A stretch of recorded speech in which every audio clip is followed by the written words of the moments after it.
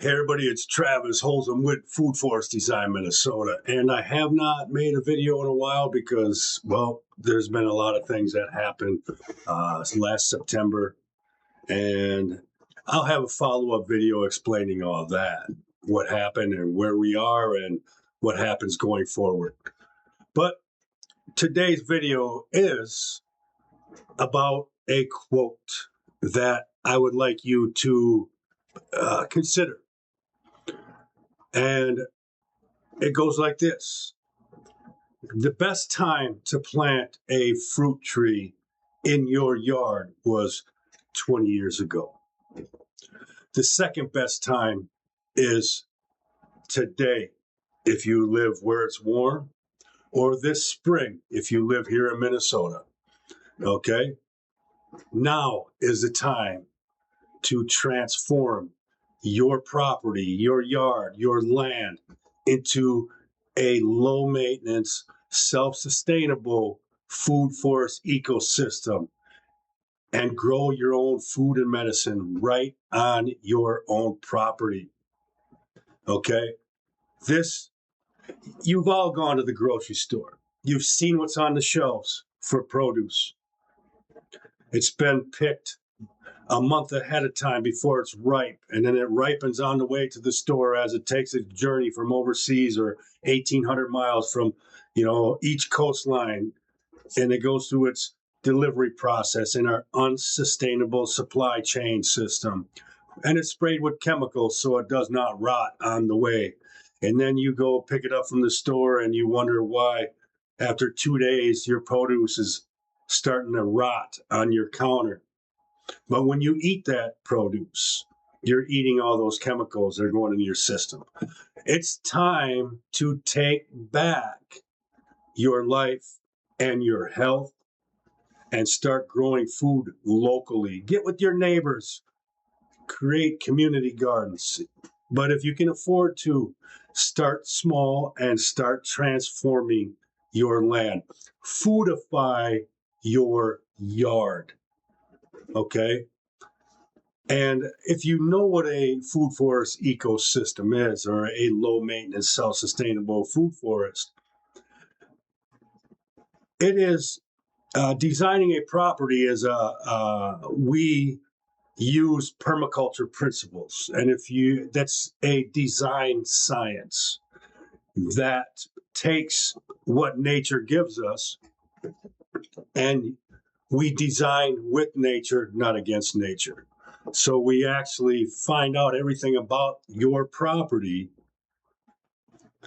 and we can, soil types, how much sun your property gets, how much rainfall your property gets, how much snow in the winter, the wind patterns, all kinds of different factors that go into your property. But we design that into an ecosystem that you don't really have a lot to do with to maintain it, okay?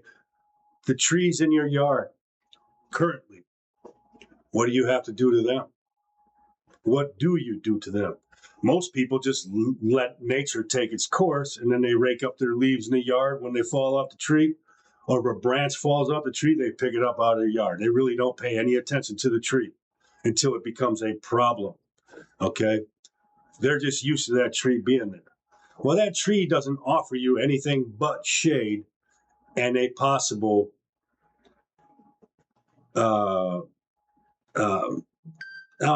dangerous object in your backyard. I mean, as these trees get older, they get larger. Some branches become brittle, and you get these storms and these high winds, and you got trees falling on houses all the time. With fruit trees and berry bushes and all that stuff, you don't have to worry about your trees getting so large that they're going to fall on your house and crush it, okay? You might get some nut trees that get really big, but we're talking years and years before it gets to those heights.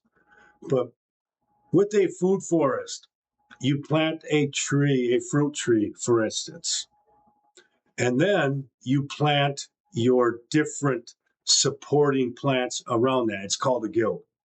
Okay, so you have your fruit tree, or let's say a nut tree. So walnuts, pecans, those type of trees. Well, that's going to be your canopy layer. Okay, that's going to be your tall canopy layer because those are the tallest trees.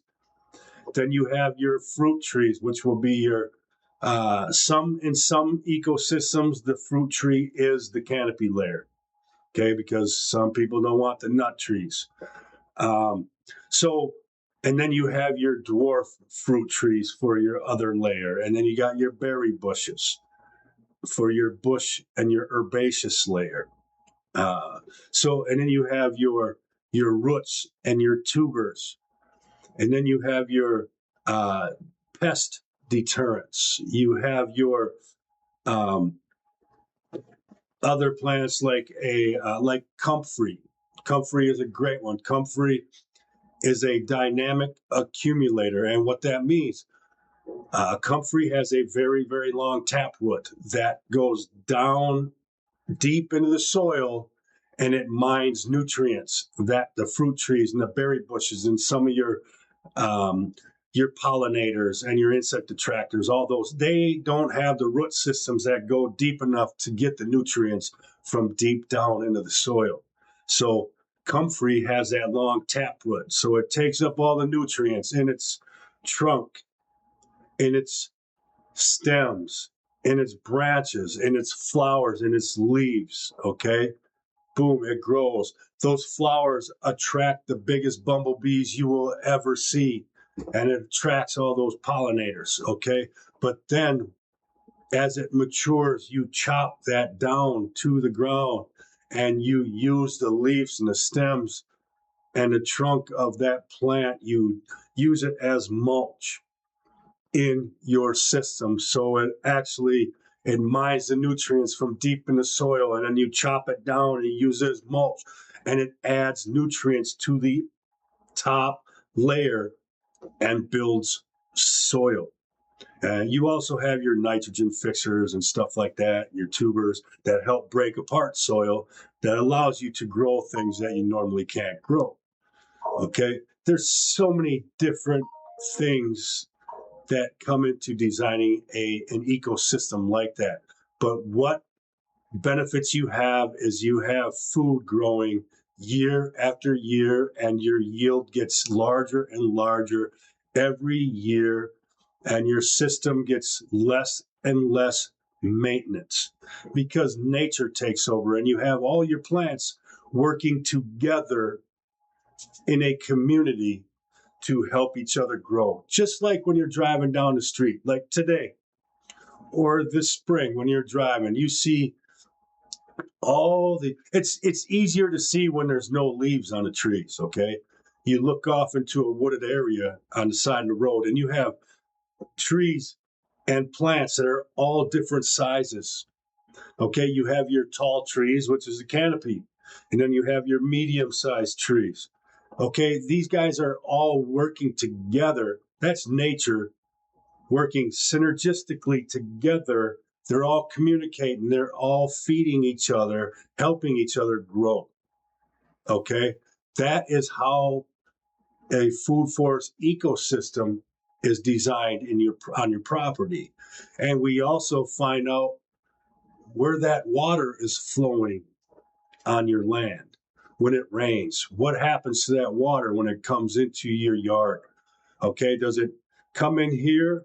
Well, it slopes this way, so all the water runs down in one corner of your yard, and then it goes away. It leaves your system. Well, we design your yard to capture that water and use it to feed your entire food forest. We direct the water where it needs to go. We capture the water in the landscape because water is energy. Sun is energy. Wind is energy. All these things are energy. And we capture all of those in your system. Okay? And water is one of them. And, once that water leaves your system, it's gone. So we try to hold that water in your landscape, direct it where it needs to go, and we keep that energy as long as possible in your system so it can help everything grow. And there's so many different things. You can put a pond in your backyard. Um, and but we have wind power, we have solar, so many different things to help your yard and your property become a self-sufficient landscape that can feed you and your family for years to come. This is already getting to be 10 minutes. I kind of rattled on a little bit, but like I said, today or 20 years ago was the best time to plant a fruit tree, and now the second best time is today or this spring once the ground thaws. You have a few months to get ready. So call me, set up a consultation, and we can design your property so we're ready to put food in the ground right away in the spring. Get on the calendar because it's a first come, first served basis. So we fill up fast. Okay. So we need you to, if you want to have a food forest in your backyard this spring or on your lake, at your lake home, on a property, whatever, or you're a business and you have some land you want to transform it into a food forest ecosystem for all your employees or the neighborhood around, get in contact with me. You can reach me at Food Forest Design Minnesota or foodforestdesignmn.com or Travis at Food Forest Design Minnesota .com or Food Forest Design Minnesota at gmail.com. There's many ways, but go to the website, click on book a consultation, and you can get on my calendar and we can talk about what you want to accomplish, what you want to grow in your yard, and we can start small. We can do it in phases. So you don't have to put the whole thing in right away. We do need to get your annuals in the ground right away in the spring because you only have such a short growing season for your annual fruits and vegetables that are seasonal. Otherwise, we have your perennials that we plant. We can plant those up until the ground freezes in November. And once the roots take hold in the ground, it's hands off at that point. You're pruning a little bit so the trees don't get out of control. But we are designing this with the future in mind for you and your family. And one other quote I would love to leave you with, and it's from Bill Mollison, who is the father of permaculture, who has taught me just about everything I know before. And as I've met others that are professionals, I learn from them. I have relationships with world-class permaculture designers that are amazing, and they have designed the most beautiful properties and the largest properties around the country. So we can do any size landscape from your small suburban backyard. Yeah, I can even design your patio if you have one, because I have designed spaces as small as 10 foot by 10 foot and have grown 30 to 40 different types of food in a small space like that. Okay. So it doesn't matter the size. Start small and grow. No pun intended. But I want to leave you with this quote. Though the problems of our world are increasingly complex, the solutions are embarrassingly simple. Thank you. Have an amazing day, and let's foodify your yard. See ya.